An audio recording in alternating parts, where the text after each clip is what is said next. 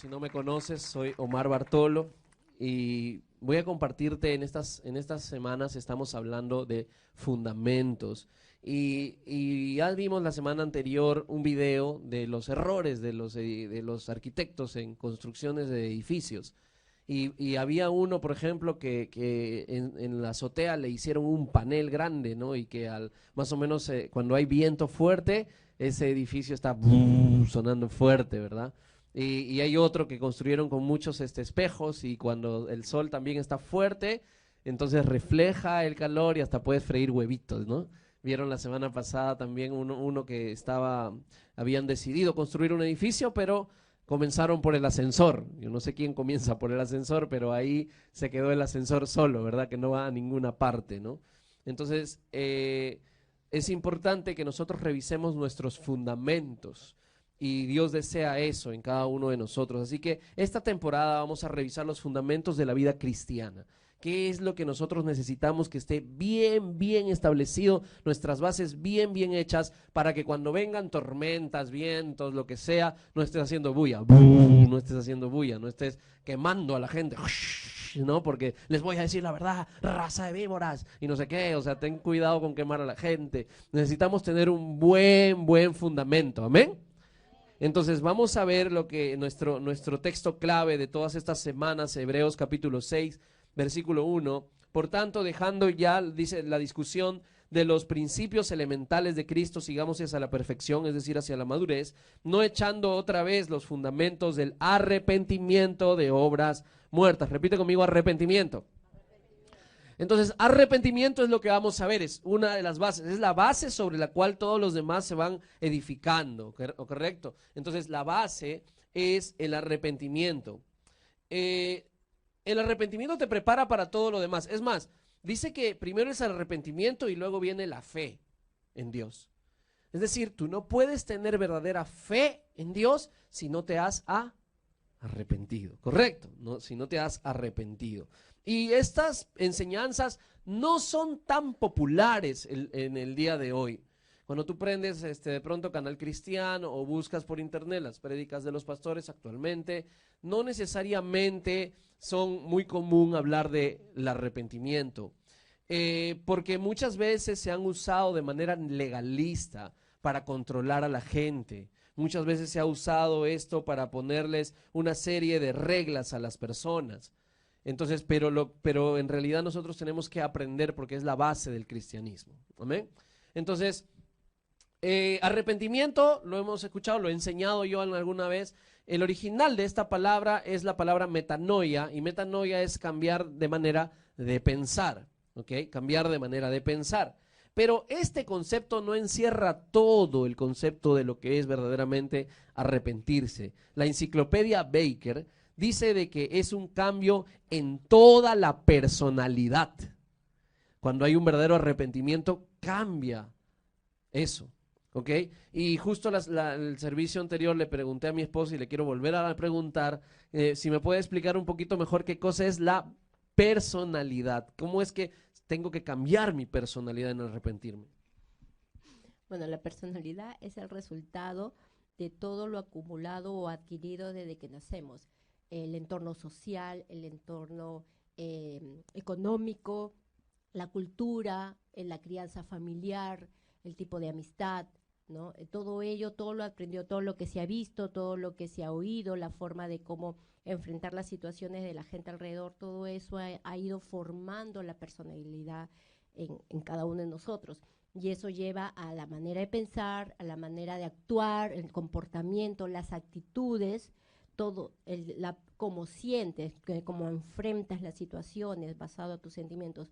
Todo ello eres como eres basado a lo que se formó de tu personalidad, basado a inicialmente lo que dije, ¿no? La cultura, la sociedad, la familia, la crianza, los amigos.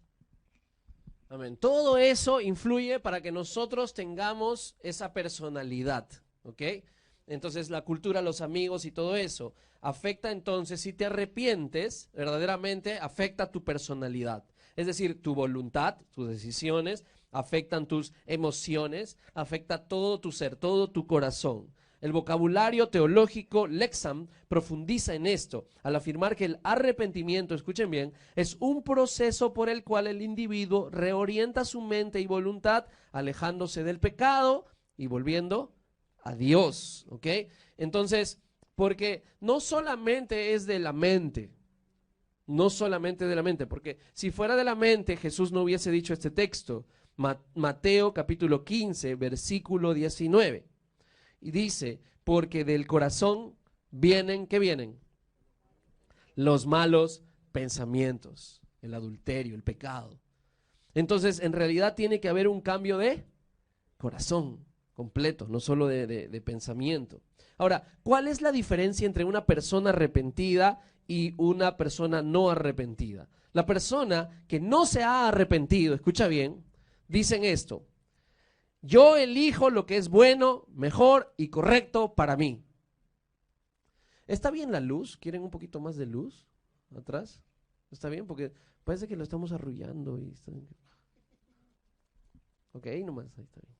Creo que sí. Entonces vuelvo a repetir, la persona que no se ha arrepentido dice esto: yo elijo lo que es bueno, lo que es mejor y lo que es correcto para mi vida. Pero la persona que se ha arrepentido verdaderamente dice: yo elijo lo que Dios dice que es bueno, mejor y correcto para mí. Generalmente estamos pensando nosotros, esto es lo mejor, esto es bueno, esto es para mí, y tú eliges lo correcto para ti. Pero una persona verdaderamente arrepentida busca lo que Dios dice, porque muchas veces no importa en realidad, cuando tú te arrepientes, en verdad no importa lo que la sociedad dice, no importa lo que la cultura dice, no importa lo que la gente dice, importa lo que Dios dice. ¿Ok? Entonces, ahora, para poder entender nuestra relación con Dios, nuestro Señor desde el Antiguo Testamento, nosotros vemos de que hace una comparación de la relación de Dios con su pueblo a una relación de esposo y esposa. Inclusive en el Antiguo Testamento Dios le dice a Israel: yo soy tu esposo, le dice a Israel. Ahora, también hay una parte en el Antiguo Testamento donde Dios quiere que la gente sepa qué es lo que Él siente cuando el pueblo le engaña, cuando el pueblo va y adora a otros dioses, a otros ídolos, y comienzan a hacer de su vida lo que a ellos les parece. Entonces Dios le dice al profeta Oseas, le dice: Oseas, yo quiero que tú te cases con una prostituta que se llama Gomer. Tú vas a ver eso en la Biblia. Así que cuando él se casa con Gomer, él le es fiel, le ama, le cuida, quiere lo mejor para su esposa, pero en un determinado momento Gomer le engaña a Oseas con otro hombre.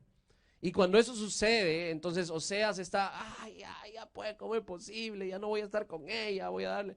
Entonces Dios le dice a Oseas: así es como yo me siento cuando ustedes me engañan. Entonces, si tú quieres ver una imagen de cómo es la relación de Dios con su pueblo, es la relación de un esposo con una esposa. Entonces, inclusive Pablo dice en un versículo de la Biblia: el hombre dejará a su padre y a su madre y se unirá a su mujer.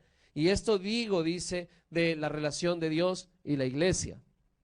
Entonces, desde el Antiguo Testamento hasta el Nuevo Testamento, habla de una relación. ¿Ok? Dios desea tener una relación con su pueblo, pero quiere que sea una relación de fidelidad. Repite conmigo: fidelidad. Para poder tener una relación con Dios tiene que ser una relación fiel. A veces entramos en una relación con Dios, pensamos que estamos bien con Dios, ¿verdad? Pero tenemos otras relaciones, por así decirlo. Parece gracioso, ¿verdad? Pero algo que puedes notar en este video es de que no solo era él el único molesto. ¿Te diste cuenta que Ángela también estaba molesta? Y comienza a decirle: ¿cómo es posible? Eres tan egoísta, tan egoísta. Ella, lo acusa a él de no disfrutar su tiempo con sus otros novios. Es realmente gracioso, que en varios he escuchado reírse ahí, pero la frase que también ella le dice es: ¿por qué siempre quieres que se trate de ti? Ahora, nadie le dijo a Ángela antes de casarse de que para casarse tenía que renunciar a sus otras relaciones. El día de hoy, muchas veces predicamos un evangelio en el que solamente Dios te ama, Dios quiere y tiene un plan maravilloso para tu vida, y te pido que vengas a Él, porque Él quiere lo mejor para ti. Y cuando nosotros te hablamos solamente de esa parte, y muchas personas quieren obviamente lo mejor para ellos, yo también quiero un plan maravilloso y yo me entrego al Señor Jesucristo por esas razones, pero si nadie te dice que tienes que dejar a tus antiguos novios para casarte con Jesús, para entregarte a Él completamente, vamos a tener el problema de Ángela. ¿Cuál es el problema? En que vamos a llevar a la relación con Jesús a nuestros ex novios. Es decir, nos tienen que decir que tienes que romper con tus novios anteriores, tienes que romper con la mentira, tienes que romper con el robar, tienes que romper con el estafar, tienes que romper con las relaciones sexuales fuera del matrimonio o antes del matrimonio, tienes que romper con el pecado si quieres seguir verdaderamente a Cristo. Ahora, si no lo haces, tú mismo te engañas, y hay muchos cristianos engañados que creen que Dios está con ellos, ¿verdad?, cuando en realidad no tienen ninguna relación con Jesucristo. Pero ellos, bueno, cantan nuestras canciones y todo, pero no han sido, o no les han dicho, o es que no han querido romper con esas relaciones anteriores. Mateo capítulo 3, vamos a ver cómo es a través de la historia del Nuevo Testamento un solo mensaje. Un solo mensaje. Juan el Bautista comenzó con este mensaje, llamando a toda la gente al arrepentimiento. Y allí en Mateo capítulo 3, Juan el Bautista dice, arrepiéntanse de sus pecados, ¿y qué? Y vuelvan a Dios. El mensaje del arrepentimiento es simple. Ese mismo mensaje vamos a verlo en varios versículos bíblicos, cómo es que se repite una y otra vez. Fíjate, Juan el Bautista lo dijo, pero también Jesús predicó el mismo mensaje. Mateo capítulo 4, versículo 17. A partir de entonces, Jesús comenzó a predicar. ¿Cuál era su prédica? Ahí está. Arrepiéntanse y vuélvanse a Dios. Vamos a ver 3 versículos de cuando Jesús dice esto. Mateo 11, versículo 20. No sé si lo tienes ahí. Sí. Luego Jesús comenzó a denunciar a las ciudades en las que había hecho tantos milagros, porque no se habían, ¿qué cosa?, arrepentido de sus pecados, ni se habían vuelto a Dios. Otra vez, Lucas 13:3. De ninguna manera, y ustedes también perecerán, a menos que se arrepientan de sus pecados y vuelvan a Dios. Un solo mensaje. Juan el Bautista está hablando. Y luego habla Jesucristo. Y es el mismo mensaje. ¿Amén? ¿Amén? Ok, entonces, sigamos. Los discípulos también predicaron el mismo mensaje. Cuando Jesús envía a los 70 a predicar el evangelio, ellos dicen que comienzan a hacer esto. Marcos capítulo 6, versículo 12. Entonces los discípulos salieron y decían a todos que se arrepintieran de sus pecados y volvieran a Dios.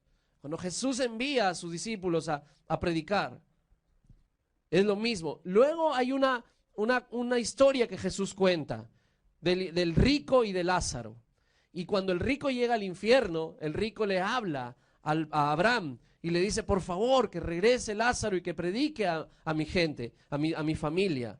Y dice allí, en Lucas 16, el hombre rico respondió, no, padre Abraham, pero si se les envía a alguien de los muertos, ellos se arrepentirán de sus pecados y volverán a Dios. El mismo mensaje. Pedro, después de que vino el Espíritu Santo, también da el mismo mensaje. Hechos capítulo 2, versículo 38. Fíjate, cada uno de ustedes debe arrepentirse de sus pecados. ¿Y qué? No te canses, porque la palabra es como espada de doble filo. Penetra hasta partir el alma y discierne los pensamientos y las intenciones del corazón. Así que si el versículo que mencioné hace atrás, Lucas 16, no llegó a tu corazón, posiblemente está entrando, ¿no? Porque está un poco duro, pero ahí va la espada. La espada de la palabra tiene que entrar a tu corazón. Entonces Pedro dice, tienen que arrepentirse de sus pecados y volverse a Dios. Pero no solo Pedro, sino también Pablo predicó el mismo mensaje. En Hechos capítulo 16, versículo 20, dice Pablo: primero les prediqué a los de Damasco, luego a los de Jerusalén y por toda Judea, y también a los gentiles, y que todos tienen que arrepentirse de sus pecados. El mismo mensaje.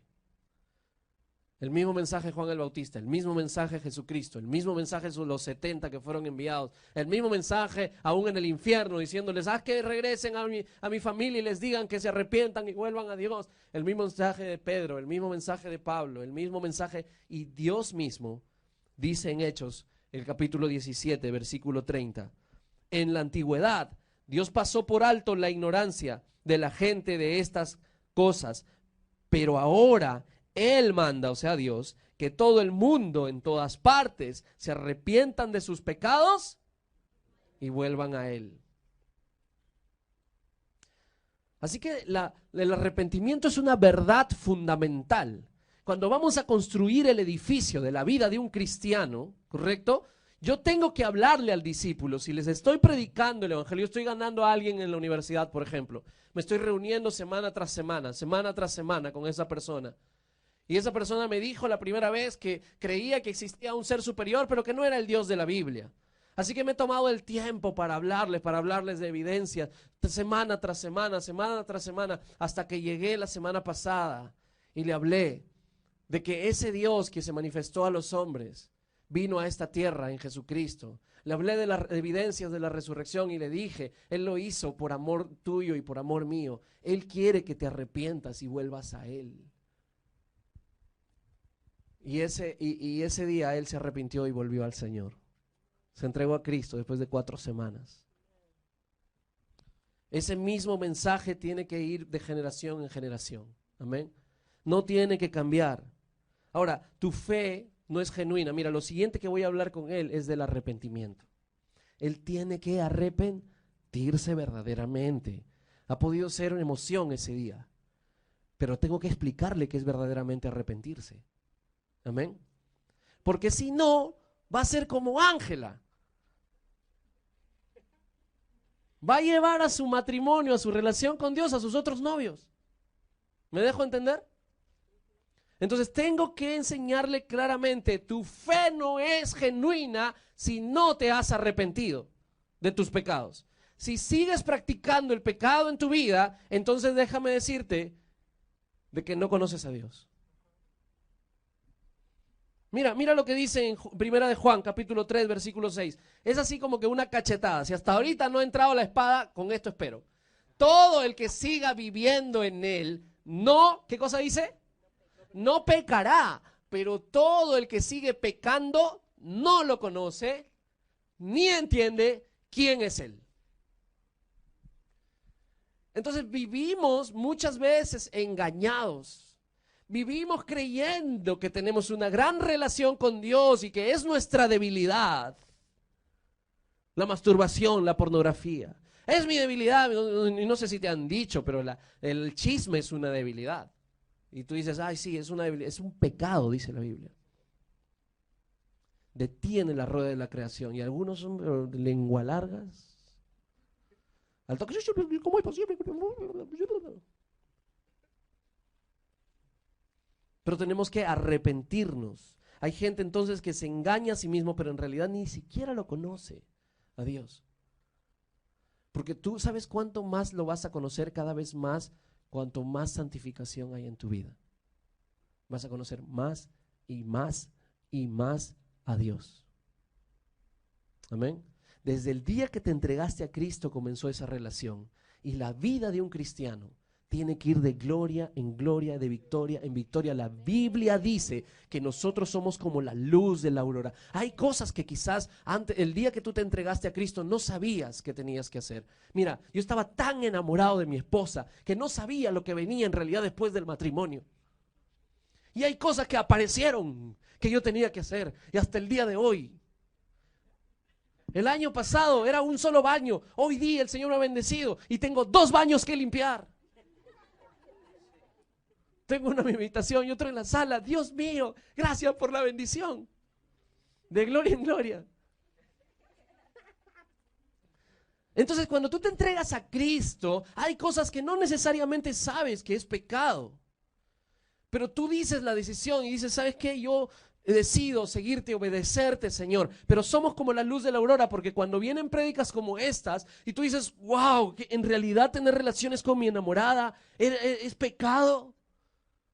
Por supuesto, se le llama fornicación, dice la Biblia. Y si continúas haciendo eso, entonces no conoces a Dios. Cuando viene un verdadero arrepentimiento, tú vas a decir, ok, renunciamos, termino contigo o dejamos de tener relaciones sexuales. Porque esto no agrada a Dios. No se trata de lo que yo creo que es bueno, lo que me parece que es mejor. Si te arrepientes verdaderamente es lo que a Él le parece que es mejor. ¿Me dejo entender? Fácil, ¿ok? Entonces, cuando hablamos de este tema, muchas veces la gente no necesariamente lo recibe, ¿ok? Sino que a veces está diciendo, pero ¿y tú por qué? ¿Tú por qué no? Y comienza la acusación. Fíjate lo que la Biblia nos enseña. El Espíritu Santo es aquel que viene y te convence. Les estuve hablando hace un rato, la palabra es como una espada, ¿verdad? La Biblia menciona en Apocalipsis que de la boca de Jesús hay una espada. Por si acaso, si no viene los jueves, te la estás perdiendo. El jueves pasado comencé el libro del Apocalipsis, ¿ok? Y vamos a seguir estudiando el libro del Apocalipsis, porque debemos de entender toda la Biblia. Así que si te has leído toda la Biblia y no te has leído el Apocalipsis, arrepiéntete. Porque la Biblia dice que es bienaventurado aquel que lo lee. Pero no se trata solamente de leerlo, sino también de entenderlo. Así que dice la Biblia que de la boca de Jesús sale una espada, y esa espada es la palabra, porque está penetrando el corazón de la gente. Amén. Y es el Espíritu Santo que convence de pecado. Fíjate, Juan capítulo 16, versículo 7. En realidad le estaba diciendo Jesucristo a sus discípulos, porque les está advirtiendo de que Él se va a ir. Le dice, es mejor para ustedes que me vaya, porque si no me fuera, el abogado defensor no vendría. Está hablando del Espíritu Santo. En cambio, si me voy, entonces se los enviaré a ustedes, y cuando Él venga convencerá al mundo de pecado y de la justicia de Dios y del juicio que viene. Es decir, el Espíritu Santo, mientras yo estoy predicando en este momento, está hablando a tu corazón y te está diciendo, tienes que dejar el pecado. El Espíritu Santo te está tocando el corazón en este momento y te está confrontando con el hecho de que tú estás pecando contra Dios y que si quieres una verdadera relación con Dios tienes que abandonar el pecado. Entonces, es el Espíritu Santo que convence a la gente de pecado. Amén. Pero el tema es que te va convenciendo y te está diciendo, Ronald, eso que estás haciendo está mal. Está mal.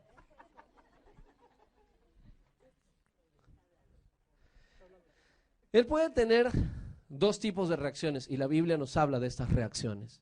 El Espíritu Santo está hablando y nosotros tenemos diferentes reacciones. Una de esas reacciones es la que se ve después de la prédica de Pedro en Pentecostés. El Hechos capítulo 2 versículo 37.